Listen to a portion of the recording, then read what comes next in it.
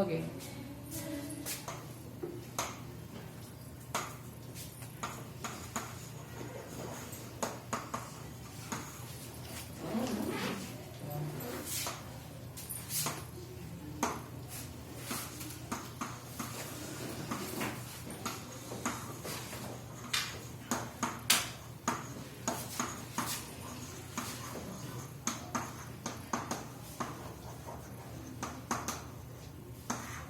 Okay तो सबसे बड़ा आपका मेजर मिस्टेक जो था वो था क्वेश्चंस को छोड़ना। आपने मोस्टली मैंने देखा है फिजिक्स एंड केमिस्ट्री में और बायो में आपने क्वेश्चंस ही छोड़ दिए हैं।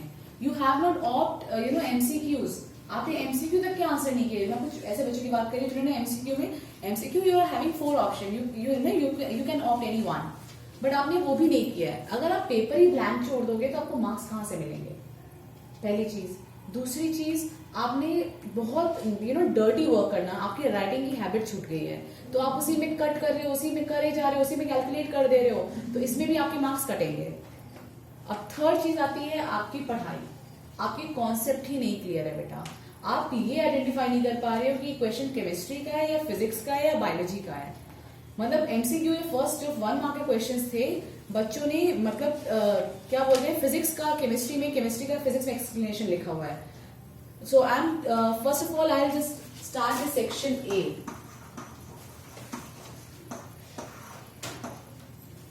Section A, the first question was question number 4. What is the value of 1 and 2? 1 and 2 into 2 and 1. This is actually refractive index, right? आपने अगर refractive index पढ़ा हो, refractive index कौन से चैप्टर में है, ये याद है?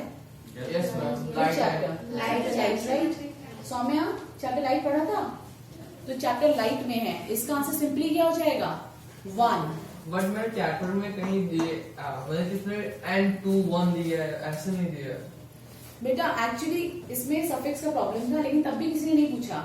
इसमें बच्चों ने लिखा है दिस इज केमिस्ट्री क्वेश्चन, ठीक है। आप लोग most of you thought this is chemistry question, ठीक है। तो आप कुछ भी लिख रहे हो इलेक्ट्रॉनिक कॉन्फ़िगरेशन दिस, बिकॉज शायद आपको वहां पे n जो है नंबर ऑफ शेल के इक्वल होता है, तो आपने उसे इलेक्ट्रॉनिक कॉन्फ़िगरेशन लेके सॉल्व कर दिया है। But this is wrong, this is of physics part, ठीक है। दिस इज रिफ्लेक्टिव इंडेक्स, और आपको n21 यानी फर्स्ट मीडियम का reflective index with respect to second, and second medium का विद रिस्पेक्ट टू फर्स्ट। जब आप मल्टीप्लाई करोगे तो आंसर कितना आता है, हमेशा 1 आता है, ठीक है। तो ये तो बहुत बेसिक क्वेश्चन था। Now question number 5, what is electric potential. आप लोगों ने इसको लिखा है टूटी फूटी लैंग्वेज में, लेकिन किसी की एक्यूरेट डेफिनेशन बहुत कम बच्चों ने लिखी है। तो आपको अगर याद हो, this is question number 4। Question number 5, what is electric potential. Ma'am, charge equal Ma'am, to difference between the electrical difference between the terminals of the batteries or the source of. अच्छा, इसकी एग्जैक्ट डेफिनेशन यही थी। और I have told you that when you bring a positive unit positive charge from infinity to a point, और उसमें आपको जो work done करना पड़ता था W/Q, the work done in bringing a charge from infinity to a certain point in a circuit is equals to electric potential of the circuit, ठीक है। तो इसकी एग्जैक्ट डेफिनेशन जो थी, अगर आपको याद हो, V इक्वल्स टू, यस, जो राज्यवर्धन बता रहा है वो पोटेंशियल डिफरेंस है बिटवीन 2 टर्मिनल्स। तो हम लोग सिर्फ पोटेंशियल डिफरेंस बोलते हैं। और पोटेंशियल किसको बोलते हैं, किसी चार्ज को अगर डिफाइन करेंगे, हम उसे इंफिनिटी से ब्रिंग करके लेके आ रहे हैं किसी सर्टेन पॉइंट पे, तो उसमें हमें कितना वर्क करना पड़ा उस चार्ज को ब्रेक करने में। तो दैट वर्क डन अपॉन वो जो चार्ज था उसको आप डिनोमिनेटर में डिवाइड करोगे, तो that will be equals to the electric potential, ठीक है। ये डेफिनेशंस पढ़ने पड़ेंगे फिजिक्स के। अब थोड़ा सा सीरियस हो जाओ। नाउ नेक्स्ट वन, इसी का और पार्ट था, how does the resistance of an ohmic conductor depends on the applied voltage। First of all ohmic conductor का मतलब ऐसा कंडक्टर जो कि ओम्स लॉ को फॉलो करे, ठीक है। ऐसे कंडक्टर्स को हम क्या बोलते हैं, ओमिक कंडक्टर बोलते हैं। तो ओमिक कंडक्टर है, ओम्स लॉ को फॉलो करेगा, इसका मतलब ओम्स लॉ क्या होता है, इसका और पार्ट था V इक्वल्स टू IR। तो आपसे ये पूछा है सिंपल कि how does the resistance of an ohmic conductor depends on the voltage. So you can see this is the resistance and this is the voltage. How it is depending? Directly proportional है या inversely proportional है? Directly. You can C from here that V is directly proportional to R for an ohmic conductor. It means that when voltage is increased, resistance of the circuit increases. If the voltage of the circuit decreases, resistance of the circuit decreases. अगर voltage बढ़ेगा तो resistance भी बढ़ेगा, voltage कम होगा तो resistance भी कम होगा. Understood? ये समझ में आ गया? So this was और part. ये तो बहुत ही easy था और part. तब भी आप लोग नहीं समझ पाए. और एक चीज और, आप सैम्पल पेपर से आप लेना शुरू कर दो, क्वेश्चंस की लैंग्वेज पढ़ना शुरू करो. आप लोग सबसे ज्यादा अटकते हो, आप क्वेश्चन समझ नहीं पा रहे हो. मेन इश्यू आपके साथ ये है कि बेटा आप क्वेश्चन नहीं समझ पा रहे हो. ठीक है. Now come to the next question. Question number 6. If instead of an electron a neutron enters a field, what will be its direction of motion? Give reasons for your answer. And सबसे पहले तो मैं उन बच्चों का नाम लूंगी जो केमिस्ट्री भी पढ़ते हैं, उन्हें ये नहीं पता कि न्यूट्रॉन एक न्यूट्रल चार्ज होता है या पॉजिटिव चार्ज होता है. सौम्या, न्यूट्रॉन कैसा होता है बेटा? न्यूट्रल या फिर sorry, it is a neutral charge और इट इज हैविंग पॉजिटिव और नेगेटिव चार्ज. Neutron positive. और इधर मुस्कान, न्यूट्रॉन पॉजिटिव होता है. आप लोगों ने केमिस्ट्री पढ़ा है? क्लास 9 में तो केमिस्ट्री पढ़ा होगा, स्ट्रक्चर ऑफ एटम पढ़ा था. ठीक है. न्यूट्रॉन कैसा होता है आरजू? न्यूट्रल. पहली चीज, न्यूट्रॉन न्यूट्रल होता है, इसके ऊपर कोई चार्ज नहीं होता है. You are having 3 major particle inside a nucleus of an atom. Electron के ऊपर नेगेटिव चार्ज. हम 2 महीने हो गया.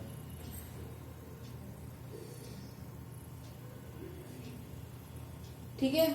इलेक्ट्रॉन के ऊपर negative charge. The board is not working.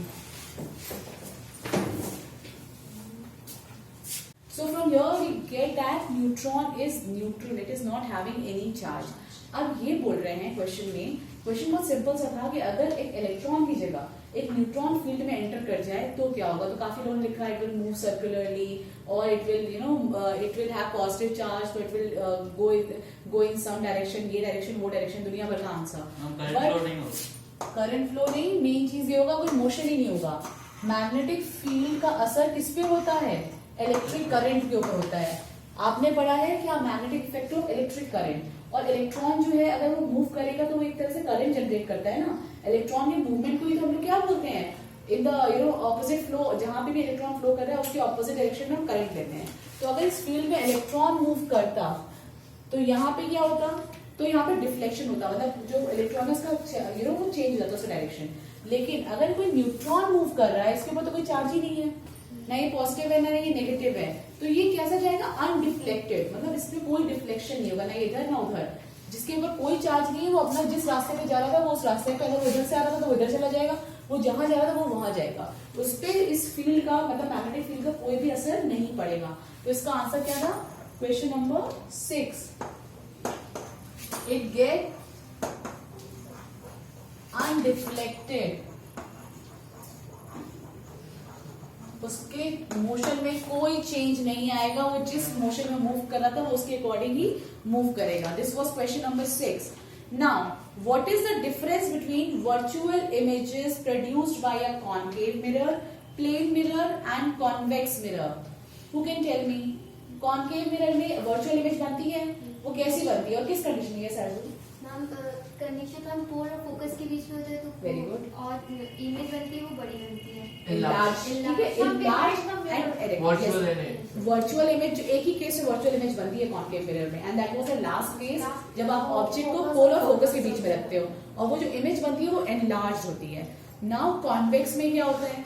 Diminishing. आप अगर जाओगे तो कॉन्वेक्स में आप जितनी वाले उसको लेकर आओगे पीछे एरोस मतलब डैश करके लाओगे तो जो इमेज बनेगी वो डिमिनिश का मतलब वेरी स्मॉल इन साइज. और प्लेन मिरर में जो वर्चुअल इमेज बनती है वो सेम साइज की होती है. आप लोग सभी भी आंसर कर रहे हो, लेकिन उस टाइम बहुत लोगों ने बहुत गलत लिखा. बट मैं जो प्लेन मिरर में तो बनेगी नहीं ना. बताना था. हाँ बस इतना साइज. आपको एक चीज वो 1 मार्क का क्वेश्चन था तो आपको ज्यादा इजी बताना कि कहाँ पे आप ऑब्जेक्ट को रखोगे, कहाँ पे क्या बनेगा. You have to just tell कि क्या डिफरेंस है तीनों की इमेजेस में. ठीक है. तो question number 7. Wait. Concave, convex and plane. इसमें डिमिनिश्ड, इसमें एनलार्ज्ड एंड इसमें सेम साइज। अब ये आपके क्वेश्चन जितनी बार आप एग्जाम दोगे यही क्वेश्चन लौट लौट के डिफरेंट लैंग्वेज में आएंगे। अगर आपका कॉन्सेप्ट क्लियर है तो आप उसको आंसर कर दोगे। ठीक है, फर्स्ट रिपोर्ट से आपको एक ये आइडिया भी लग गया कि आखिर क्या डेप्थ है क्वेश्चन पेपर की, अब कितना लैंग्वेज चेंज हो गया, क्या नया सैम्पल पेपर्स हैं, जो नए पैटर्न आया है सीबीएसई का, वो किस तरह के क्वेश्चन पूछ रहा है। ठीक है, तो आपको कॉन्सेप्ट अगर आपके पास क्लियर है तो यू कैन आंसर, क्वेश्चन छोड़ेगा कोई नहीं। अगर मान लो आपको प्लेन का नहीं आइडिया था, आपको कॉन्केव का सिर्फ आइडिया था, कॉन्केव का आंसर लिख दो, you will gate half mark. Understood? आपने पूरा क्वेश्चन छोड़ दिया है तो ऐसे मार्क्स तो नहीं मिलेंगे ना यहाँ पे ना बोर्ड में। तो ये चीज ध्यान रखना, आपको जो उसमें समझ में आ रहा है लेकिन करेक्ट समझ में आ रहा है, ये नहीं कुछ भी आप कुछ भी बना के लिखो, तो ये नहीं। ठीक है ना, question number 8, Why are the danger signal lights red in color? एक सेकेंड, इस पे मुझे बहुत ज्यादा गुस्सा भी आया है। एक या दो बच्चों ने मतलब दो कितने बेवकूफ वाले आंसर्स, आप क्लास 10th में बैठे हो, अगर आपको आंसर नहीं आता आप कुछ मत लिखो, मैं तो ये भी बोलूंगी। पर अगर आप ये लिखोगे, एक बच्चे ने लिखा है इसका answer, because our blood colour is red therefore danger signals are of red colour. मतलब you are in class 10 and I am not joking. These are the answer. Your blood color is red, that's why the red signal is red in color. Class 10th में हो, you are 15 years old. Mostly आप लोग 15 साल के हो गए ही, इतना तो पता होगा कि क्या आंसर करना है। टीचर आपको और मतलब बाकी सारे क्वेश्चन के मार्क्स काट लेगा कि आपको इतना कॉमन सेंस नहीं है। ठीक है, और मतलब बहुत बेवकूफों वाले आंसर लिखे हुए थे इसमें। Red is everywhere, red is traffic colour, मतलब कुछ भी क्यों होता है, वाई?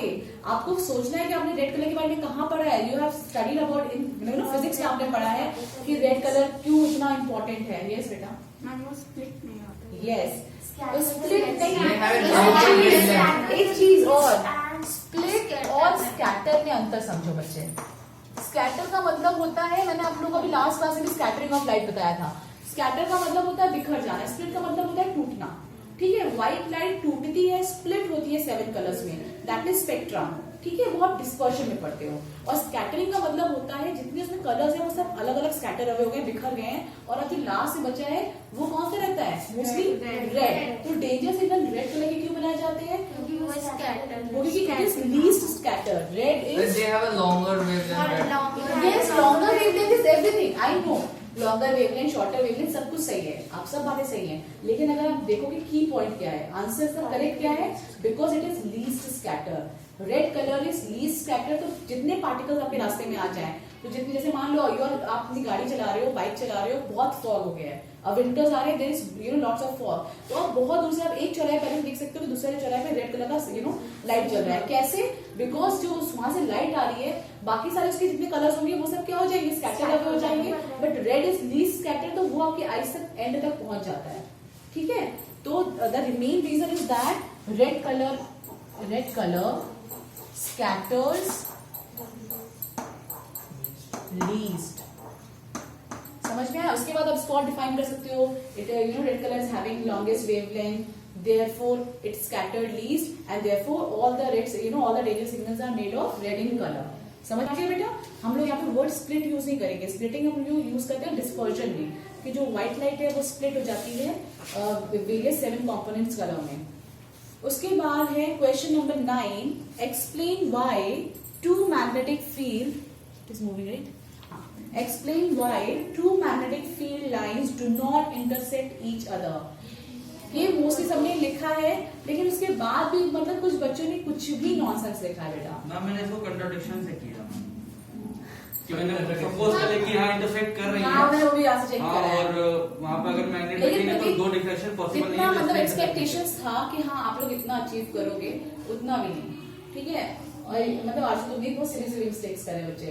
तो अभी आप सीख लो, ये दिस फर्स्ट रिपोर्ट वाज कि आप जग जाओ कि अब बोर्ड भी होना ही है। आपको पता चल गया है सारे एग्जाम, जेई में सारे एग्जाम्स हो रहे हैं, तो ऐसा नहीं है कि आपका बोर्ड होगा नहीं, आपका बोर्ड भी हो सकता है। आप यूपी बोर्ड की डेट्स आ गई है, फेब में ही यूपी बोर्ड का एग्जाम है, तो यू नेवर, यस, अगर आप न्यूज़पेपर पढ़ते हो तो यूपी बोर्ड का एग्जाम उनके तय समय पे ही होगा, इन फेब ओनली।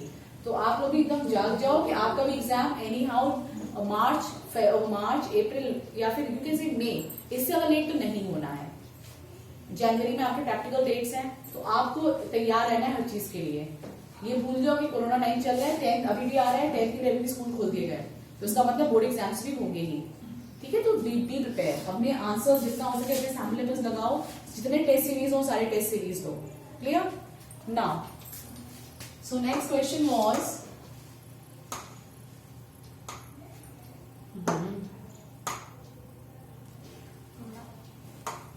क्या हो जाता है इस बोर्ड को। नाउ क्वेश्चन नंबर 9, बहुत सिंपल आंसर है इसका। तो मैंने कितनी बार इस आंसर को क्लास में बोला, अगर आपने मेरा एक भी क्लास अटेंड किया हो मैग्नेटिक फील्ड का, अगर दो मैग्नेटिक फील्ड आपस में इंटरसेक्ट करेंगी तो ये पॉसिबल क्यों नहीं है? क्योंकि हम दो क्योंकि डायरेक्शन Yes. दिखा रहे हैं। सिंपल सी बात है, magnetic field is a vector quantity. Magnetic it is a vector quantity. Vector quantity का मतलब इसका एक यूनिक डायरेक्शन होगा और यूनिक इसका मैग्नीट्यूड होगा। ठीक है, quantity, if two magnetic field lines intersect, it means it will have two direction, which is not possible. Two directions which is not possible. अब इसमें आप बता भी सकते हो कि when you put a compass needle, तो compass needle will show two direction which is not possible. और इधर आप सिंपली बता सकते हो दो डायरेक्शन पॉसिबल ही नहीं है। ठीक है, you can give example of a compass needle कि अगर आप कंपास नीडल को ऐसे पॉइंट पॉइंट करोगे तो वो दो डायरेक्शन नहीं शो कर सकती। तो it is this means that too, और कितने लोगों ने क्या बेवकूफियां लिखी थी कि यस, मतलब प्रॉपर्टीज में लिख रखा है yes two magnetic field intersect each other, जो अभी आगे क्वेश्चन आएगा उसमें। तो थोड़ा सा कॉमन सेंस लगाना है। ये बता रहे हैं कि नहीं करती हैं, तो आप उसको क्यों लिख रहे हो कि करती हैं? क्वेश्चन पेपर में काफी सारे आंसर छुपे हुए थे, तो आप लोग वो भी नहीं ढूंढ पाए। नेक्स्ट इसी का और पार्ट आया था, you are given the magnetic field pattern of a magnet, how will you find out where from where it is most strongest, कहाँ पे वो बहुत ज्यादा स्ट्रॉन्गेस्ट होगी? आप At the poles. At the poles भी स्ट्रॉन्गेस्ट क्यों होती है? काफी कितने इसका आंसर लिखा है, बिकॉज मैग्नेटिक फील्ड जो होती है जहाँ पे क्लोजनेस ज्यादा होगी मैग्नेटिक फील्ड की जगह, वहां पे क्या होगी, फील्ड बहुत स्ट्रांग होगी। और सबसे ज्यादा क्लोजनेस कहाँ पे होती है? At the poles. Magnetic field जब निकलती है तो यहाँ पे आप जानते हो कि पोल्स के पास में यहाँ पे क्लोजनेस बहुत ज्यादा होती है, तो जहाँ पे क्लोजनेस ज्यादा होगी वहां पे मैग्नेटिक फील्ड ज्यादा स्ट्रांग होगी, और जितना दूर होगी उतना ही मैग्नेटिक फील्ड वीक होगी। अंडरस्टूड? समझ में आया बेटा? टेस्ट कैसे करेंगे मैम? कैसे टेस्ट करोगे? आप यहाँ पे कोई भी आयरन निडल रख दो, आयरन निडल जहाँ पे ज्यादा तेज डिफ्लेक्ट हो रही है, जितना ज्यादा पास जा रही है इसका मतलब यहाँ पे ज्यादा स्ट्रांग है। आप यहाँ रखोगे तो आपको यहाँ पे ज्यादा रिफ्लेक्शन मिलेगा नहीं, बहुत हल्के हल्के। आपने ऑस्ट्रेट का एक्सपेरिमेंट पढ़ा था जब मैंने ये चैप्टर स्टार्ट कराया था, तो I have told you about ऑस्ट्रेट एक्सपेरिमेंट। उन्होंने यही तो किया था, उन्होंने निडल को रखा था और वो देखते जा रहे कहाँ कहाँ तक उनकी फील्ड है, कहाँ पे फील्ड स्ट्रांग है, जहाँ पे फील्ड यहाँ पे स्ट्रांग आ रही थी क्योंकि यहाँ पे आयरन निडल बहुत जल्दी जल्दी डिफ्लेक्ट कर रही थी। कंपास निडल रख लो, कंपास निडल रखोगे, कंपास निडल में जल्दी जल्दी डिफ्लेक्शन दिखेगा। अगर आप यहाँ पे कंपास निडल रखोगे तो वो बहुत धीरे धीरे डिफ्लेक्ट करेगी, उसमें ज्यादा डिफ्लेक्शन नहीं मिलेगा। जब यहाँ रखोगे तो और धीरे करेगी, यहाँ रखोगे तो करेगी ही नहीं। इट मीन्स दैट यहीं तक उसकी फील्ड है, फील्ड मतलब जहां तक उसका मैग्नेटिक फोर्स एक्सपीरियंस हो सके। आया समझ में? चलो उसके बाद ये आपके क्वेश्चन हो गए सेक्शन ए के। नहीं, सेक्शन ए में एक क्वेश्चन और है, assertion and reason. Assertion and reason नहीं है ना? नहीं, असर्शन रीजन केमिस्ट्री में है। चलो ठीक है, छोड़ो फिर। Now come to section A में ही जो आपके आए थे पैराग्राफ्स। Question number 19।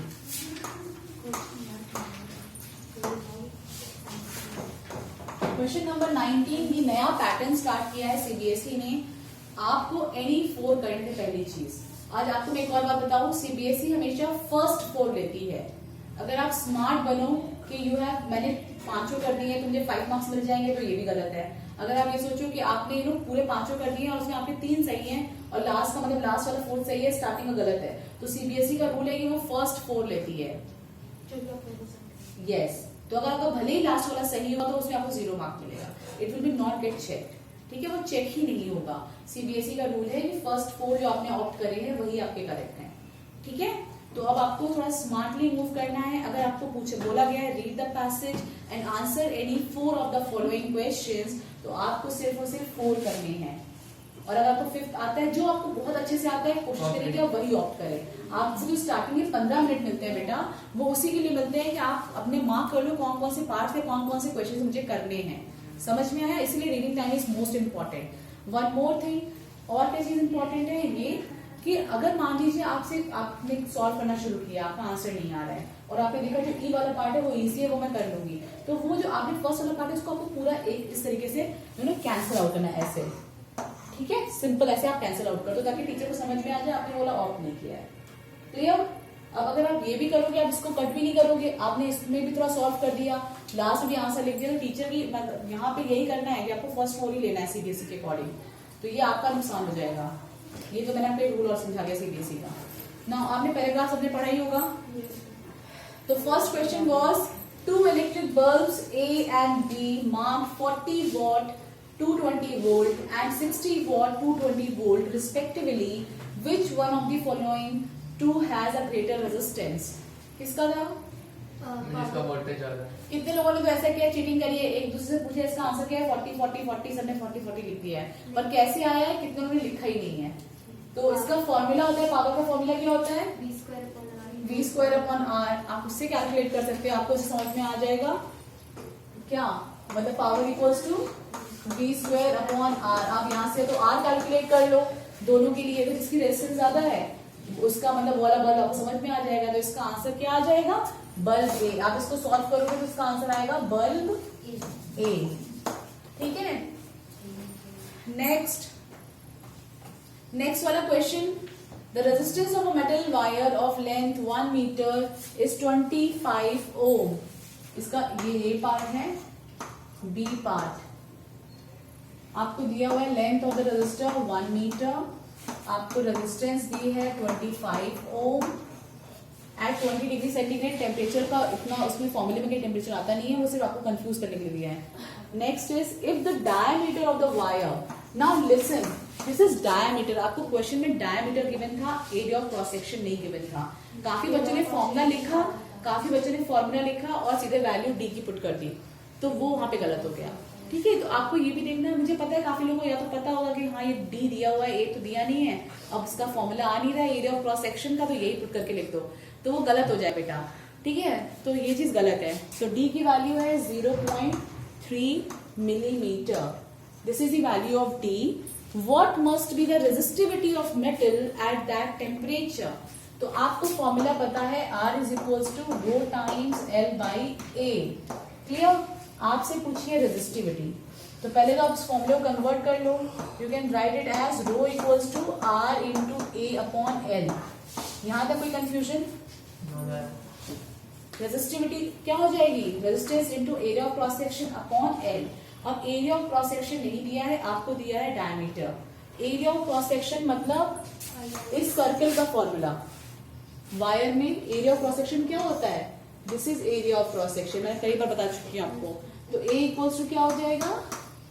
पाई R स्क्वायर, R तो दिया नहीं है, D दिया है, दिस बिकम D बाई 2 का होल स्क्वायर। यहाँ तक समझ में आया? इसमें थोड़ा लंबा कैलकुलेशन था, तो जितने लोगों ने यहाँ फॉर्मूला लिखा है उसको मैंने हाफ मार्क दिया है। हाँ मैंने देखा जितना, बस 1 या 2 बच्चों ने पूरा सॉल्व किया है इसको। पहली बात तो आपको इसको भी चेंज करना होगा, मिलीमीटर को मीटर में, you have to convert it into metre and then आपको इसको वैल्यू पुट करके इस फॉर्मूले में सारी वैल्यू रखनी थी, R की, A की एंड L की। तो finally you will get the answer, rho approximately 1.76 आएगा। ठीक है, रो की वैल्यू 1.76 आएगी। ओम्स क्या होगी इसकी वैल्यू बताओ, यूनिट निकालो। रो की यूनिट क्या होगी? रेजिस्टेंस की रो इक्वल्स टू होता है R इंटू A। अगर आपको नहीं आता है ना यूनिट निकालना, आप ऐसे भी निकाल सकते हो। रेजिस्टेंस की unit ohm, area of cross section की यूनिट मीटर, एरिया की यूनिट क्या होती है? Metre square. ठीक है, और लेंथ की यूनिट मीटर, मीटर से मीटर कैंसिल, तो रेजिस्टिविटी की यूनिट क्या होगी? Ohm metre. तो ये क्या हो जाएगा? Ohm metre. समझ में आ गया यूनिट कैसे निकाली? एरिया कभी भी एरिया निकालो, अगर एरिया फॉर रेक्टेंगल भी निकालो तो क्या होता है? लेंथ इंटू ब्रेथ, यानी metre into metre, metre square. Clear? Now question number C, how much work is done in moving a charge of 2 coulomb across 2 points having a potential difference of 12 volt. अब देखो यहाँ potential difference दिया है, मतलब 2 point के बीच का difference क्या है पोटेंशियल. अच्छा, इसमें कितने बच्चों ने सिर्फ फॉर्मूला गलत करके आंसर नहीं निकाला है? Not sir. वैसे ट्यूशन है, you want to begin then you can. Okay, I just coming. Okay. लेकिन सर मुझे बस 25 मिनट्स चाहिए. और 5 मिनट और कुछ कर लीजिए. मैं और मैं वो दिन डाउट चल रहा हूं क्योंकि मैं दूसरे में वापस करने चाहिए. 5-10 मिनट बाद हो गए. चलिए मैं कॉल कर बुला लीजिएगा करवाने. ठीक है, वैसे मैं हो जाएगा मैं. क्योंकि 30 मिनट तो पीरियड ही है. एंड 55 मिनट नहीं 30 मिनट्स का नहीं है, 50 मिनट वाला चल रहा है. कंफर्म कर लीजिए एक बार. Okay, now how much work is done. तो इस क्वेश्चन में बेटा कितने बच्चों को फॉर्मूला ही याद नहीं था, जबकि voltage equals to W upon Q, और कितने बच्चों ने इसका आंसर लिखा है, फॉर्मूला लिखा है W equals to V upon Q. So ये गलत है, ठीक है. अगर आपने फॉर्मूला ही गलत कर दिया बेटा तो आप तो चाहे कितना निकाल लो. कितने बच्चों ने इसका आंसर 6 जूल निकाल के रख दिया, ये गलत है बेटा, ठीक है. वोल्टेज इक्वल्स टू क्या होता है, वर्क डन अपॉन चार्ज. ये कुछ फॉर्मूले याद कर लो. अब मैं इतना बोलूंगी ये फॉर्मूले लिख लिख के डेली सुबह उठ के एक बार इन फॉर्मूले से देखा करो. अच्छा, ये फॉर्मूले कहीं ना कहीं तो यूज हो ही जाएंगे, ठीक है. ये अब हैबिट डालो डेली की. तो वोल्टेज इक्वल्स टू कितना हो गया, वर्क डन अपॉन चार्ज. आपको क्या क्या दिया हुआ था, चार्ज दिया था 2 coulomb. Charge is given 2 coulomb. Voltage दिया है आपको, वर्क डन नहीं दिया है. वोल्टेज आपको दिया है 12 वोल्ट, ठीक है. 12 वोल्ट इज गिवन. तो यहाँ से इसको क्या करेंगे, क्रॉस मल्टीप्लाई. तो वर्क डन इक्वल्स टू कितना हो जाएगा, 12 into 2 that is equals to 24 joules. इसमें कितने बच्चों ने, और तुम्हारे मार्क्स काटे हैं मैंने, तुमने कहीं पे करंट निकालने पे एम्पियर मतलब आई की यूनिट लिखी टेस्ला टेस्ला टेस्ला टेस्ला में वो लास्ट वाले क्वेश्चन में है ना, तो किया ना तुमने बेवकूफी वो. हाँ, मैं तुम्हारा टेस्ला- पूरा ही बनवा काटा है. टेस्ला वो मैग्नेट वाला था. हाँ, मैग्नेट लेकिन मैं वो वाला था. जल्दी जल्दी में फिर मैं हाँ वही. और ऐसे ही यहाँ पे कितने लोगों ने वर्क डन की यूनिट लिख दी है वॉट. बेटा टीचर मतलब आपको लीनियंसी और मार्क्स दे रहा है कि तुमने कैलकुलेट किया, लेकिन इतना ही आपको बोर्ड में यूनिट के मार्क्स करते हैं, हाफ मार्क्स यूनिट के करते हैं. इसका मतलब आपको कॉन्सेप्ट ही नहीं क्लियर है. टीचर तो आपको कॉन्सेप्ट चेक कर रहा है ना कि आपको आया कि नहीं आया. और इसमें आप अगर आप लिख दोगे कि हाँ क्या क्वेश्चन नंबर 26 में लिखा था टेस्ट. हाँ, मैंने तुम्हारा पूरा पूरा काटा है, मुझे याद, सबकी कॉपीज मुझे याद है. तो यहाँ पे मैम मेरे बताएंगे. जो वर्क डन इक्वल्स टू कितना हो गया, 24 joules. Clear. Now next question है. अरे बाप रे, ये क्वेश्चन कितने बेवकूफ बच्चों ने इतना गलत किया, मुझे बहुत गुस्सा आई है इस चीज पे. इलेक्ट्रिक वायर मतलब कुछ भी लिख रहे हो. Battery, fill in the blanks आया था, बहुत सिंपल सा फिल इन द ब्लैंक्स था. Potential difference is measured in, किसमें मेजर करते हैं पोटेंशियल डिफरेंस, वोल्ट्स, ठीक है. और इसमें कितने बच्चों ने लिखा है अमीटर, सीरीज, मतलब कुछ भी रैंडम वर्ड्स जो आपने फिजिक्स के माइंड में आपने वो लिख डाले हैं. This is not the way. By using a voltage किसमें मेजर करते हैं बेटा, वोल्ट मीटर. बच्चों ने इसमें अमीटर लिखा है. एक क्वेश्चन नहीं पता where is ammeter used. Ammeter last वाला क्वेश्चन 36 में. Ammeter is used for calculating voltage. आप लोगों को इतनी बार, अभी आप क्लास 10th में आ गए, आपको इतना नहीं पता वोल्ट मीटर वोल्टेज मतलब मेजर करने के लिए, और अमीटर करंट को. एम्पेयर तो आप लोग गैस भी कर सकते हो, इतना भी नहीं गैस कर पाए. So potential difference is measured in volts by using a voltmeter placed in. Voltmeter कैसे लगाया जाता है, पैरेलल. और बच्चों ने लिखा है, बच्चों ने इसमें लिखा है इलेक्ट्रिक वायर, ठीक है. कुछ भी इलेक्ट्रिसिटी, जो भी मन में मतलब वर्ड आ गया वो सब लिख दिया है. तो यहाँ पे करेक्ट इसका लास्ट वाला क्या होगा, पैरेलल. और वो छोड़ो, लास्ट वाला फिल इन द ब्लैंक्स जो कि इतना इजी था, उसमें कुछ भी. एक बच्चे ने लिखा है copper is good, plastic is good, ठीक है. It is not good. Copper is good conductor और प्लास्टिक इज एंड लिखा हुआ है. एंड तो यहाँ पे आप बैड कंडक्टर कैसे लिख सकते हो, इंसुलेटर वर्ड था बेटा. और यहाँ पे कितने बच्चों ने plastic is a bad conductor लिखा हुआ है. मतलब आप देख लो, अगर आपको इंग्लिश भी आती है, इंग्लिश में भी सब आता है ना कॉम्प्रिहेंशन पैसेज, तो इंग्लिश में तो आप प्लेस्ड इन के बाद एंड लिखा हुआ है. एंड का मतलब कोई वॉबल आएगा, यहाँ पे कोई ना कोई ए आई ओ यू वाला वर्ड स्टार्ट होगा. तो जब ये गुड कंडक्टर है तो कंडक्टर का ऑपोजिट क्या होता है, इंसुलेटर. ये तो क्लास 6 से पढ़ते हुए आते हो कंडक्टर इंसुलेटर, तब भी नहीं कर पाए 10th के बच्चे. चलो खैर, ठीक है. ये हो गया आपका question number 18, 19. Now similarly question number 20 was again a passage question.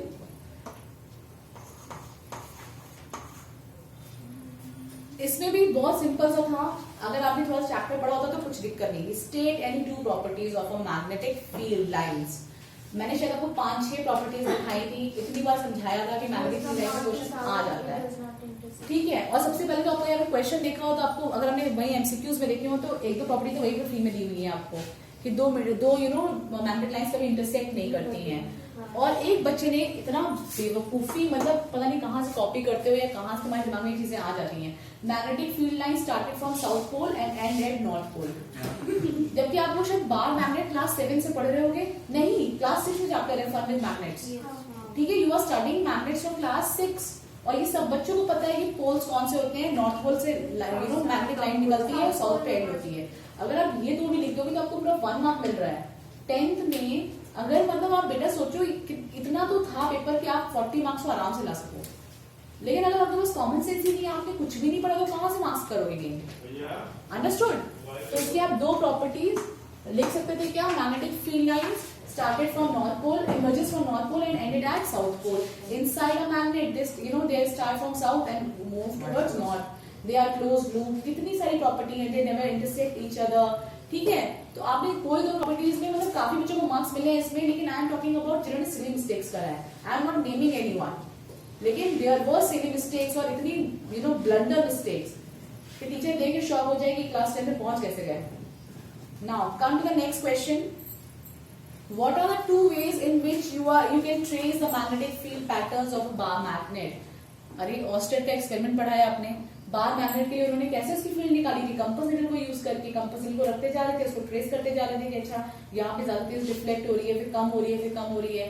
और जितने काफी बच्चों ने ये भी लिखा है कि पर यहाँ पे बार मैग्नेट पूछा गया था, तो यहाँ पे कंपास नीडल वाला ही आना था आंसर। कुछ बच्चों ने लिखा है राइट हैंड थंब रूल, ये तो वो सब नहीं था। राइट हैंड थंब रूल हम लोग यूज करते हैं जब हम लोग इलेक्ट्रिक वायर यस डायरेक्शन को निकालने के लिए, तो ना कि मैग्नेटिक फील्ड के पैटर्न को ट्रेस करने के लिए। क्या हो बेटा, तुमने क्या लिखा है? अभी कॉपीज जब पीटीएम होगी तब दिखाई जाएंगी। नाउ स्टेट वेदर मंडे को yes state whether the following statement is true और फॉल्स। इसमें भी ब्लंडर मिस्टेक्स, किसी से पूछ लिया फॉल्स है या ट्रू है, ऊपर फॉल्स लिख दिया नीचे ट्रू लिख दिया, जिसको जो मिला उसने वो लिखा। एक बार थोड़ा दिमाग चला लेते हैं अपना कि क्या पूछा है स्टेटमेंट में। Statement was no two magnetic field lines cross each other. अरे ये तो क्वेश्चन ही दिया था वहां पे, इसका आंसर क्या होगा? ट्रू। इसको तो तुम लोग टैटू करा लो, लिख लो कि no two magnetic field lines never intersect. इसमें क्वेश्चन आपको बोर्ड में मिलेगा ही मिलेगा, आपको इस पेपर में 3 जगह मिल गया है, ठीक है। तो इसको तो आप रट लो कि आपका 1 मार्क तो पक्का है बोर्ड एग्जाम के लिए कि दो मैग्नेटिक फील्ड लाइंस कभी इंटरसेक्ट नहीं करती हैं। समझ में आ गया? This statement was true, C was true.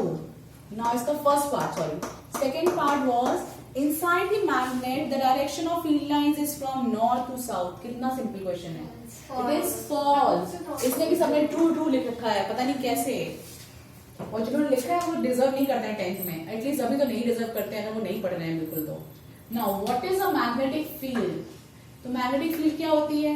Magnetic field is a field under which the force of the magnet can be experienced. जितने एरिया में आप मैग्नेटिक फील्ड का मतलब मैग्नेट का फोर्स एक्सपीरियंस कर सकते हो, वही उसकी क्या होती है? फील्ड होती है। शायद मैंने स्टार्टिंग में आपको बताया था, कितनी बार समझाया था कि जैसे जितने एरिया में आप काम करते हो वो आपकी फील्ड है। सिमिलरली मैग्नेटिक फील्ड क्या होगी? जितने एरिया में मैग्नेटिक फोर्स आपका अप्लाई हो पा रहा है। How can the direction of magnetic field lines at a place be determined? किसी प्लेस पे आप कैसे डिटरमाइन कर सकते हो? कंपास नीडल से। कंपास नीडल से हो गया, राइट हैंड थंब रूल, जो भी आपके पास वेरियस तरीके हैं मैग्नेटिक फील्ड को मेजर करने के। तो आपने सबसे सिंपल तो कंपास नीडल ही है। कंपास नीडल को आप मेजर कर लो, आपको डायरेक्शन तुरंत मिल जाएगा कि नॉर्थ किधर है साउथ किधर है, ठीक है। आयरन लिंक से कर सकते हैं अगर बार मैग्नेट है तो, और अगर कोई बड़ा मैग्नेट है, ठीक है, आपको जैसे अर्थ का मैग्नेटिज्म है तो अर्थ की तो मैग्नेट है अंदर, अर्थ के इनसाइड भी जो कोर है वो आयरन कोबाल्ट से बना हुआ है, तो अर्थ का भी खुद का एक मैग्नेटिज्म है। ये आप पढ़ोगे क्लास 11-12 में, आखिर में बहुत डिटेलिंग में है मैग्नेटिज्म, क्यों ऐसा बिहेवियर होता है, ये सब आप बहुत डिटेल में पढ़ोगे। डोमेन, रेंजेस, ये सब बहुत आपको बहुत मजा आएगा जब आप आगे पढ़ोगे शायद। Question number 25 section B.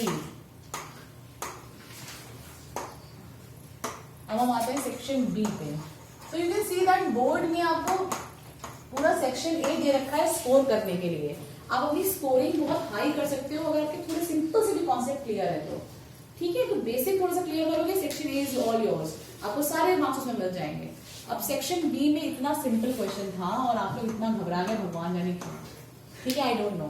Question number 25, the adjoining diagram, एक डायग्राम आपको दिया हुआ था, इसमें डरने की क्या बात है मुझे ये समझ में नहीं आया। किसी भी चीज को देख के डरा नहीं जाता है, ठीक है, समझा जाता है ये क्वेश्चन की लैंग्वेज क्या है, क्वेश्चन पूछ क्या रहा है। Question क्या था? ये व्हाइट लाइट को करना। Question was, the adjoining diagram shows a path taken by a narrow beam of yellow monochromatic light. Monochromatic का मतलब होता है ऐसी लाइट जिसमें सिर्फ सिंगल कलर प्रेजेंट हो। अब आपको पता है प्रिज्म की प्रॉपर्टी होती है कि अगर किसी लाइट में एक से ज्यादा कलर है तो अगर वैसी लाइट आपने इससे पास करा दी तो वो क्या करता है, इस लाइट को उसके कंपोनेंट कलर में ब्रेक कर देता है। लेकिन आपको पहले ही क्वेश्चन में दे दिया गया है कि मोनोक्रोमैटिक लाइट है। मोनोक्रोमैटिक का मतलब ऐसी लाइट है जिसमें सिर्फ एक ही कलर प्रेजेंट है, तो क्या वो ब्रेक होगा, क्या वो स्प्लिट होगा आगे जाके जब उसमें कोई और कलर ही नहीं है। ठीक है, monochromatic light passing through a prism of 60 degree angle, उससे आपको कुछ लेना देना नहीं था, उससे आपको डराने के लिए था। Now the yellow light is replaced by a narrow beam of white light. अब उन्होंने क्वेश्चन क्या सिंपल सा बोल दिया, आपके सिलेबस का क्वेश्चन आ गया इसमें कि अब उन्होंने ये येलो लाइट को हटा के यहाँ से येलो का सोर्स हटा के एक नया सोर्स रखा है और that source is a white light. अब यहाँ से व्हाइट लाइट आएगी, ठीक है, white light incident at the same angle, मतलब जिस एंगल पे ये लाइट आ रही थी उसी एंगल पे ये लाइट भी इंसिडेंट करेगी। उससे आपको क्या लेना देना है, कुछ भी नहीं लेना नहीं है। ठीक है, draw another ray diagram to show the passage of the beam through the prism and label it. आपको सिंपल बताना था कि जब व्हाइट लाइट पास हो जाएगी इस प्रिज्म से तो क्या होगा, आपको डायग्राम ड्रॉ करना था। And show the effect of the prism on the light. Prism का इफेक्ट क्या है, प्रिज्म उसको क्या कर देता है, स्प्लिट कर देता है 7 कलर्स में। What is the phenomena called, क्या बोलते हैं इस फिनोमिना को, splitting of white light into 7 colours, dispersion. और मैक्सिमम बचन लिखा है refraction. I don't know why, क्यों रिफ्रैक्शन लिखा है। जब व्हाइट लाइट पास हो ब्रेक हो रही है तो बेटा वो डिस्पर्शन हुआ। और सिंपली अगर लाइट, हम लोग रिफ्रैक्शन की बात कब करते हैं कि लाइट बेंड होगी, तब हम उसको क्या बोलते हैं, रिफ्रैक्शन होना। ठीक है, उसके बाद मैम एक डाउट है, मैंने किया तो नहीं है, लेकिन मैम जो डिस्पर्शन है वो भी तो मैम कहीं ना कहीं रिफ्रैक्शन के, वो रिफ्लेक्शन है, लेकिन इस फिनोमेना को क्या बोलते हैं कि जब व्हाइट लाइट पास हो रही है। क्वेश्चन तो ये था ना, 2 मार्क्स का क्वेश्चन था। Yes ma'am, question was very specific कि आपको व्हाइट लाइट पास करा रहे हैं और 7 मतलब जो भी ये प्रिज्म से पास होने के बाद क्या हो रहा है, उस फिनोमेना को क्या कहते हैं, तो उसको क्या बोलते हैं, डिस्पर्शन ऑफ लाइट बोलते हैं। What is the reason for the violet light to bend more than the other colours, क्यों, because shortest wavelength, larger angle of deviation. Angle of deviation क्या होता है, लार्जेस्ट होता है। हाँ, प्लीज स्कैटर तो नहीं लिखना है, बस लार्जर डेविएशन का एंगल ऑफ डेविएशन सबसे ज्यादा होता है वायलेट का। और कितने बच्चों ने एक और बेवकूफी करी है, यहाँ पे रेड, यहाँ पे वायलेट, बाकी सारे कलर लिख दिए। आपको इतना याद रखना है बेटा, विब्ग्योर में वायलेट सबसे नीचे हमेशा, रेड सबसे ऊपर। ठीक है, तो मतलब पूरा डायग्राम बना दिया उन्होंने, कलर भी करा है लेकिन कलर गलत फॉर्म में कर दिया है, रेड नीचे और मतलब वायलेट ऊपर, तो आपको मार्क्स नहीं मिलेगा। आप ये कलर करने से मार्क्स नहीं मिलता है, मार्क्स मिलते हैं करेक्ट ऑप्शंस होने से। आप कलर कर रहे हो तो आपको अच्छी बात है, कितने बच्चों ने कलर करके अच्छे से दिखाया है, they get full marks. But problem कहाँ पे आ रही है, प्रॉब्लम ये है कि आपका कॉन्सेप्ट नहीं क्लियर है। ठीक है, तो कॉन्सेप्ट क्लियर करो। विब्ग्योर हमेशा नीचे से मतलब वायलेट से स्टार्ट होकर रेड तक जाना है। ठीक है, समझ में आया क्वेश्चन, इसमें बहुत सिंपल सा क्वेश्चन था, कोई क्वेश्चन नहीं था, येलो लाइट से वो लेना देना नहीं था। और उन्होंने येलो को हटा के वायलेट लगा, मतलब उन्होंने बस क्वेश्चन को बताया है कि हम येलो का सोर्स हटा के अब यहाँ पे व्हाइट लाइट लगा रहे हैं तो क्या होगा। अंडरस्टूड, कंफ्यूजन क्रिएट करने के लिए, और आप कंफ्यूज हो गए, आप लोग तो हाईली कंफ्यूज हो गए। चलो क्वेश्चन रीचेक करने को भेजा भी। हाँ, I know I have the question, मेरे पास क्वेश्चन आया तो उसको रीचेक कर दीजिए मैम, जबकि वो रीचेक में कुछ था ही नहीं, इतना सिंपल क्वेश्चन था कि अगर आप लोग एक बार कर लिए होते तो कुछ था ही नहीं इस क्वेश्चन में। Now next question, question number 26, ये भी बहुत इजी क्वेश्चन था, इसमें कुछ भी टफ नहीं था। A circuit diagram was given, एक सिंपल सर्किट डायग्राम आपको गिवन था। बस आपको डायग्राम देख के डर लग जाता है, मुझे ऐसा लगा आप लोग डायग्राम देख के डर गए हैं, और मुझे मतलब काफी बच्चों की स्क्रीनिंग हो गई चलो इस बात से कि आपको समझ आ गया कि कुछ भी मतलब कितना आपका कितना बेस स्ट्रॉन्ग है। There were 3 resistances, 1 voltmeter, 1 ammeter ठीक है, and one battery of 10 volts, 2 ohm का resistance, then you are having a 5 ohm resistance, then there is a 10 ohm resistance and a current flowing in the circuit. This is the direction of current. This was a circuit given. 2 marks का question है, तो पहले आप ये देख लो 2 marks का question तो tough नहीं होना चाहिए, ठीक है। उसका फर्स्ट पार्ट था calculate the total effective resistance. पहली बार most of the students don't know what is the formula of are parallel. आप यहाँ पे पहले देख सकते हो कि तीनों रेजिस्टेंस कैसे लगे, सीरीज में है कि पैरेलल में? पैरेलल में है। तो what is the formula of parallel? बच्चों ने लिखा है RP is equals to 1/R1 plus 1/R2 plus 1/R3। पहले ये बताओ ये सही है? No ma'am, no, this is ma'am wrong. RP भी अपॉन में रहेगा। यहाँ पे आरपी भी 1/RP होगा। आपने पूरा कर सही निकाला, लेकिन अगर आपने फॉर्मूले में स्टार्टिंग में ही गलत कर दिया तो आंसर आपको गलत सही आएगा? नहीं आएगा। मार्क्स से कट कटेगा ना, आंसर तो सही आएगा, बट आप अपॉन में ऑपोजिट आएगा ना, उल्टा आएगा, क्योंकि आपको उसको रिवर्स कर रेसिप्रोकल करना पड़ेगा एट द एंड। कितने बच्चों को एलसीएम लेना नहीं आता मैथ्स में? सो 1/RP will be equals to 1/2 plus 1/5 plus 1/10। इसका एलसीएम क्या होगा? क्या होगा इसका एलसीएम? 10 टाइम्स 2, यहाँ पे कितना आएगा? 5। और यहाँ पे कितने बच्चे लिख दिया? 10। एक बच्चे ने यहाँ पे जिसको क्रॉस मल्टीप्लाई किया है, यहाँ पे 10 लिखा है, तो यहाँ पे 10 आएगा कि 1 आएगा? 1 सा होता है ना। आप लोग की मैथ्स बहुत वीक है, इतना मुझे समझ में आया क्वेश्चन पेपर देख के। नाउ, और एक बच्चे ने इसको ऐड गलत किया है, 5 + 2 + 1 = 7। मतलब उस बच्चे ने पूरा कैलकुलेट सही किया, I don't know the name, उसने पूरा कैलकुलेट सही किया है, बट उसने यहाँ पे इन तीनों को सम गलत कर दिया, तो आपकी वैल्यू गलत आ गई। ठीक है, तो ये सिली मिस्टेक्स आप लोगों ने करी है, ये सिली मिस्टेक्स नहीं करनी। मैं आपकी सिली मिस्टेक्स गिना रही हूँ कि कितने बच्चों ने एलसीएम गलत किया है, कितने बच्चों ने फॉर्मूला गलत लिख दिया है, जबकि बहुत ऐसा नहीं आपको आता नहीं था, आपको आता था लेकिन आप नहीं से सही से कन्वे नहीं कर पाए। Now next is 5 + 2 + 1, 8/10, or you can write it as 4/5. So what you got? You got 1/RP is equals to 4/5, or this implies that RP is equals to 5/4. This is your resistance. इसको आप decimal में भी निकाल सकते हो। Decimal में it is approx 1.25 ohm. This is your resistance, total effective resistance of the circuit. ठीक है, उसके बाद नेक्स्ट क्वेश्चन पूछा था the current through each resistor. हर एक रेजिस्टर में से कितनी करंट फ्लो हो रही है? मैंने करंट निकाल के यहाँ पे टेस्ला लिख दिया। टेस्ला टेस्ला टेस्ला, और वो भी डब्बे के अंदर। वही तो, और दिखा के बड़ा बड़ा टेस्ला लिखा है, समझ में आ जाए कि गलत है, इसको काटना है, 0 मार्क्स देना है। ठीक है, अच्छा दिया आपने, देखना कॉपी। चलो, वन मोर थिंग, काफी बच्चों ने क्या किया, टोटल रेजिस्टेंस और टोटल वोल्टेज दिया, टोटल करंट निकाल दी सर्किट की। ऐसा नहीं करना था आपको। तीनों सर्किट, तीनों मतलब ये जो आपके तीनों रेजिस्टर्स थे, वो तीनों रेजिस्टर्स में कितनी कितनी करंट, यानी इसमें कितनी करंट फ्लो कर रही है, इसमें कितनी फ्लो कर रही है, इसमें कितनी फ्लो कर रही है, आपको वो कैलकुलेट करना था। तो आपको for first resistor how will you calculate it? For first resistor मैं एक करके दिखा दे रही हूँ। V = IR। V कितना दिया हुआ है क्वेश्चन में? 10। I आपको फाइंड आउट करना है। R की वैल्यू कितनी दी है फर्स्ट के लिए? 2 ओम। तो I = कितना हो जाएगा? 10/2। इसको यहाँ पे जाके डिवाइड में आएगा 10/2, तो this become how much? 5 Tesla ampere. कितना आएगा? 5 एम्पेयर। उन्होंने टेस्ला लिखा है ना, तो I = कितना? Ma'am 5। Tesla magnetic field, magnetic Yes, Tesla क्या होता है? Tesla is a unit of magnetic field. जब हम निकोला मैग्नेटिक टेस्ला सुना है?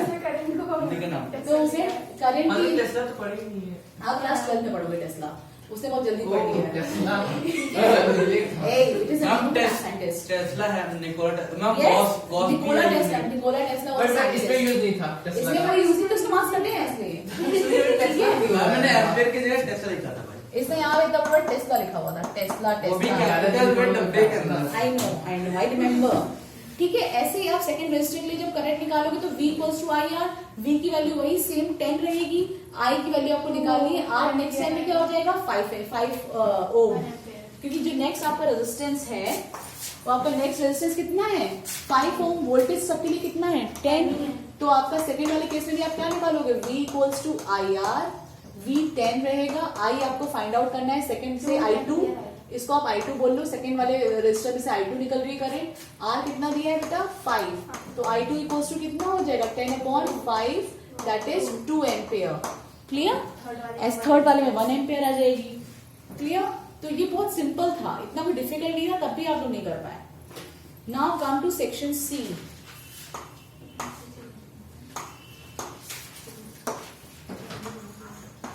सेक्शन सी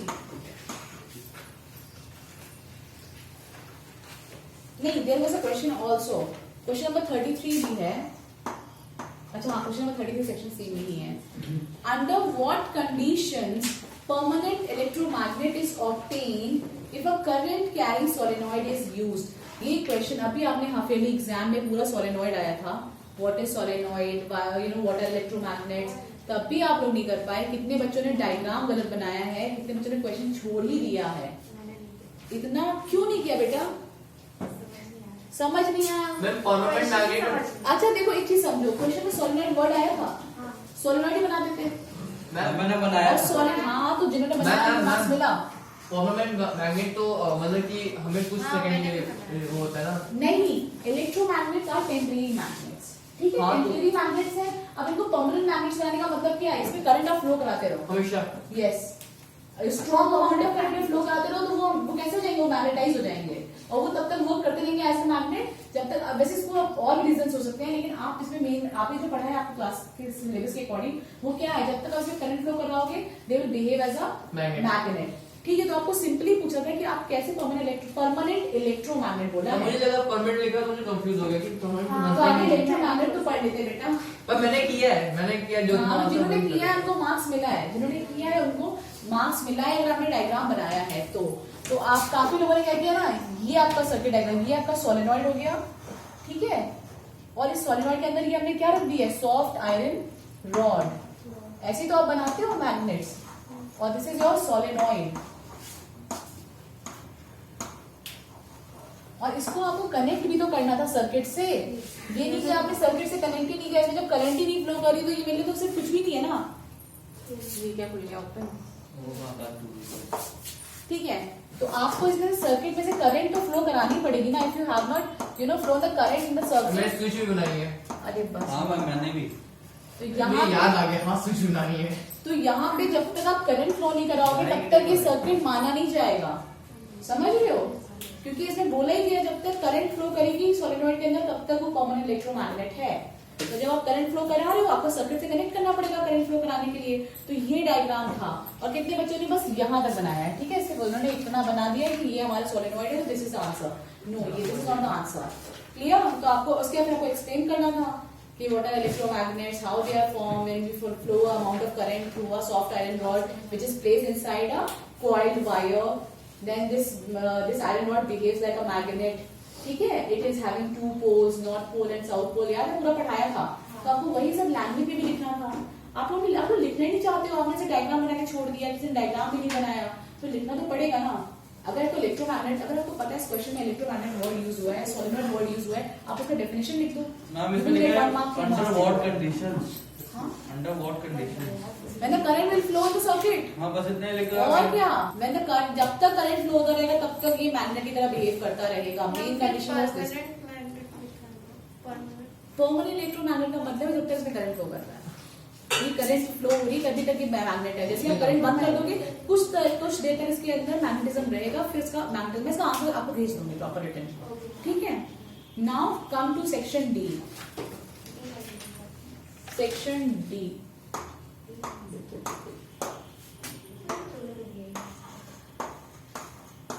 सेक्शन डी बहुत सिंपल सा ही क्वेश्चन था, इसमें कुछ डिफिकल्ट नहीं था, मैं इसको फटाफट आपको बता देती हूँ। A student made an electric circuit shown here to measure the current through 2 lamps. आपको 2 लैम्प्स दी हुई थी सर्किट, अगर आप देख लो, बना ही देती हूँ। और ये आप लोग ये देख के डर गए ना डायग्राम, ये एक्चुअली सिर्फ बैटरी वाले सेल है, अगर आप इनको हटा दो तो these are like this only. हाँ बस ये ऐसे बैटरी सेल था, और वो बनाने के लिए, उसमें दिखाने के लिए नहीं कि बैटरी लगा के दिखा दिया आपको डराने के लिए, तो उसे डरना नहीं था। और यहाँ पे 2 लैम्प्स जो सिंपली थे, इसको आप 2 रेजिस्टर्स मान लो, ठीक है। दीज आर 2 रेजिस्टर्स, और रेजिस्टर्स कुछ इस तरीके से लगे हुए थे। आपको ये जो लैम्प होते हैं, इन लैम्प को मान के चलना था कि इनमें क्या है, रेजिस्टेंस ही तो है। These are lamps are actually nothing but they are resistors. तो आपको यहाँ पे सिंपल एक डायग्राम बनाना चाहिए था। ये 2 रेजिस्टर्स हो गए और इन दोनों रेजिस्टर से कनेक्ट होकर आपका एक आर्म मीटर लगा हुआ है। इसको आप ए से डिनोट कर देते हैं। उन्होंने प्रॉपर एक बॉक्स बना के आपको डिवाइस दिखाया हुआ है कि this is a ammeter. तो आप इसको देख के डर गए हो, डरना नहीं था, बहुत सिंपल सा क्वेश्चन था ये भी। बट मैं आर्म मीटर तो उसमें लगा था सीरीज में। मतलब तो बच्चे आप जब समझोगे तब तो समझोगे ना, पहले क्वेश्चन समझ गए। This was a diagram actually, this was a diagram. With diagram ही आपको बुक में मतलब पेपर में जो बना के दिया था वो बहुत डिफिकल्ट बना के दे दिया था। तो वो एक्चुअली बहुत सिंपल सा डायग्राम है। अगर आपके बेसिक क्लियर है, आपको पता है कि लैम्प का मतलब एक रेजिस्टेंस, लैम्प दूसरे लैम्प का मतलब वहां पे दूसरा रेजिस्टेंस है, ठीक है। और आर्म मीटर वहां पे उन्होंने ऐसे बॉक्स सा बना के दिखा दिया, तो आपको बॉक्स जगह सिंपल से एम मीटर। हाँ मैम, मैंने जो लैम्प का था वो तो मैंने उसके जैसे जो शो करते नहीं है, वो ऐसे बना रही थी। वो भी सही है, मैंने उसका मार्क्स नहीं काटा कहीं भी। आई एम टेलिंग कि आप उसको ऐसे भी समझा सकते हो। बस मैं ये बता रही हूँ, this is the simplest circuit diagram for the diagram which is given in the question paper, ठीक है। तो पहला क्वेश्चन था, are the lamps in series और पैरेलल। अब यहाँ पे देख लो, ये सीरीज में है कि पैरेलल में है? सीरीज। और मैक्सिमम बच्चों ने लिखा है पैरेलल। तो फर्स्ट आंसर क्या हो जाएगा? In series.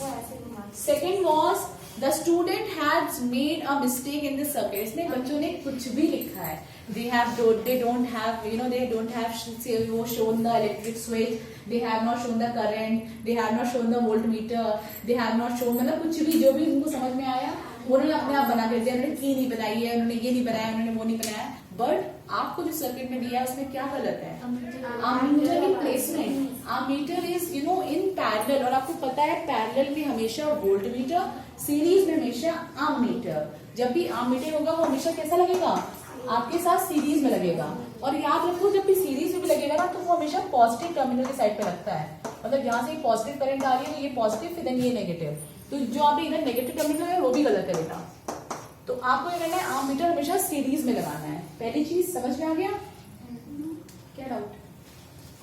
उसमें तो लिखा हुआ था मैम कि इसमें एक तरफ पॉजिटिव किया था, उसमें पैरेलल इसी था, पैरेलल में ही लिखा था पॉजिटिव और नेगेटिव। तो वही तो मिस्टेक थी, वही तो वो करेक्ट करना था। आपको आर्मीटर को वहां से हटाना था, उसके दोनों वायर्स को हटाना था और उसको लगाना सीरीज के अंदर। और you have to apply the positive on the positive side. जब एक पॉजिटिव पे लग जाएगा तो नेगेटिव कहाँ जाएगा? रेजिस्टेंस साइड पे जाएगा, ठीक है। Next one was what is ammeter and it's function. अब ammeter used in measuring voltage, right? Current. Ammeter used in measuring current. इसको रट लो अगर याद नहीं हो रहा है तो। एमीटर क्योंकि एमीटर में क्वेश्चन आएगा। Ammeter is used in measuring current. Periodic table और ये सारे फॉर्मूला में बन जाते हैं। ये लर्न हो जाते हैं, पीरियड में मुझे आज तक लर्न है। मैंने खुद गजनी बन जाऊंगा मैं। No nothing. And it's function. Function क्या होता है एमीटर का? One mark. इतना सिंपल सा था। Draw the circuit with proper symbols. इसको आपको रीड्रॉ करना था। रीड्रॉ में आपको कुछ नहीं है, इसको आपको आर्मीटर यहाँ से हटा के यहाँ पे प्लेस कर देना था, बस सीरीज में लगा देना था आपको आर्मीटर। ये 2 मार्क्स का क्वेश्चन था यहाँ पे लास्ट वाला, तो वो आपने गड़बड़ कर दिया है। उसके बाद इसका और पार्ट आया था, पहला पार्ट इजी था। पहला वाला पार्ट बहुत इजी था अगर आपको आता हो तो भी। सब बच्चों ने पहला वाला पार्ट ऑप्ट किया और वो भी गलत किया। मतलब सोचो आप, मैंने पहला वाला पार्ट ऑप्ट करके उसको हर इजी दिखने वाली चीज डिफिकल्ट नहीं होती और हर डिफिकल्ट दिखने वाली चीज इजी नहीं होती। समझ रहे हो? ये बहुत इजी दिख रहा था, मतलब ये बहुत डिफिकल्ट दिख रहा था, तो बहुत इजी था। और जो नीचे वाला बहुत ज्यादा डिफिकल्ट दिख रहा था वो भी बहुत इजी था। वो लेंथी था, मतलब उससे लिख सकते थे। उसमें आप लैंग्वेज में कुछ भी लिख सकते थे। यहाँ पे आपने गलत गलत सब लिख दिया, इससे तो वही सही से लिख देते, थोड़ा लंबा ही सही। What is atmospheric refraction? सबको पता है क्या है? पार्टिकल से टकरा के जो लाइट बेंड कर जाती है उसी का। Yeah, the refraction due to the Earth atmosphere, the bending of light due to the Earth atmosphere is known as atmospheric refraction. Simple सा definition है। एटमॉस्फेयर की वजह से जो लाइट बेंड हो जाएगी, बेंडिंग का मतलब रिफ्रैक्शन, एटमॉस्फेयर की वजह से जो लाइट बेंड हो जाए दैट इज एटमॉस्फेरिक रिफ्रैक्शन। उसके बाद use this phenomena to explain the following natural events. Advance sunrise and delay sunset कितनी बार बताया है? एडवांस सनसेट मतलब एडवांस्ड सनराइज 2 मिनट पहले सन क्यों दिखता है? Because of this atmospheric refraction, the light coming from the sun up comes to your eye before the sunrise. Sunrise से पहले ही आपकी आईज तक आने लग जाती है due to this atmosphere present around the earth, and this is why the sun appears 2 minute earlier as compare to its actual time. Actual time से 2 minute पहले ही आपको सन दिखना शुरू हो जाता है। ऐसी डिले में भी आप लिख सकते हो, मैंने ये अभी लास्ट क्लास में इसका पूरा वीडियो में समझाया है। Twinkling of stars, same reason, twinkling भी क्या होता है आपको, हाँ स्टार्स आज भी आया था। हाँ आज भी आया, तो नहीं कर पाओगे, कर रहे हैं। चलो आज की कॉपीज चेक करेंगे, फिर उसके बाद बताएंगे कितना आया था। Now next, explain why the planets do not twinkle। ये तो क्वेश्चन एनसीईआरटी मैंने आपको बोला है, human I in the colourful world. आप कोई बुक मत उठाओ। मैं प्लैनेट नो, मेरी बात सुनो बहुत ध्यान से। Human I in the colourful world, you have not और एनी अदर बुक, कोई बुक कुछ उठाने की जरूरत नहीं है। एनसीईआरटी के 2 पन्ने हैं कलरफुल वर्ल्ड के, आप बस वो मतलब डेली उसकी रीडिंग करो।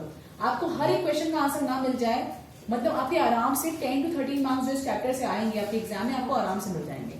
समझ में ना?